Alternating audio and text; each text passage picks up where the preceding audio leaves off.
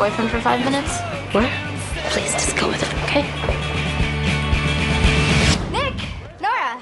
How do you guys, know each other? We have the same dentist. Yeah, he's good. Based on the trailers for Nick and Nora's Infinite Playlist, I assumed it was going to be just another self-indulgent hit movie with lots of cool dialogue that no kid would ever say. I figured it'd be another one of these long lines of clone movies where only a few of them actually are worth their weight. Juno was a movie that surprised me last year by rising above that level. Nick and Nora's Playlist is another. Michael Cera plays Nick, a rocker in a small-time indie band. He doesn't have the high expectations of other people around him, like the lead singer of a Jewish metal band who only cares about getting signed to a contract. Nick's more interested in just making his music and staying true to his roots. The only aspiration his band has is to come up with a name that actually fits. The Jerk-Offs, or how about Balls Deep? Maybe a Fistful of Assholes?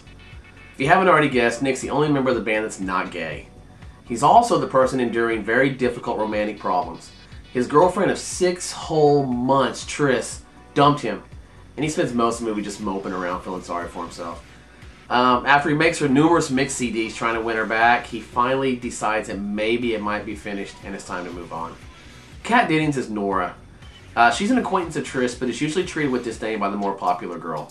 She's also friends with Caroline, a perennially drunk girl who prefers to puke in the same place every time. While at a Jerk-Offs concert, Trish shows up with her new boyfriend and makes fun of Norah for not having a date. Not realizing that Nick is Triss's ex-boyfriend, Norah asks him to pretend to be his girlfriend for a few minutes. This leads to a night out of the town as Nick and Norah try to find their favorite band, Where's Fluffy?, who happens to be playing a surprise concert somewhere in town that night. I was surprised at the level of heart this movie carried, and that was all due to its leads. Michael Cera continues to impress me, following his turns in Juno and Superbad and Arrested Development. I didn't know anything about Kat Dennings before seeing this movie, but the two of them really clicked, and they really made me want to see them succeed. The supporting cast also is great. Ari Grainer plays Caroline, the perennial drunk, and she was just hilarious the entire movie. Halfway through, she gets lost in the city, and part of the subplot is Nick and Norah trying to find her to get her home safely. Every scene she was in was just comic. The fellow band members of Nick's are very funny as well, and all the supporting cast in this movie really carried their weight. There's a number of humorous moments in the movie, including a running gag with a piece of gum that's both laugh-worthy and vomit-inducing. There's also humor with Nick's car, an old Yugo, which you don't see anywhere on the streets anymore. They made comparisons between this and Juno, and those really aren't fair.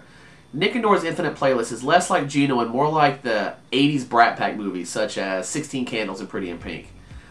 At its heart, it's just a sweet, romantic little film and succeeds thanks to its leads and to a very, very good story.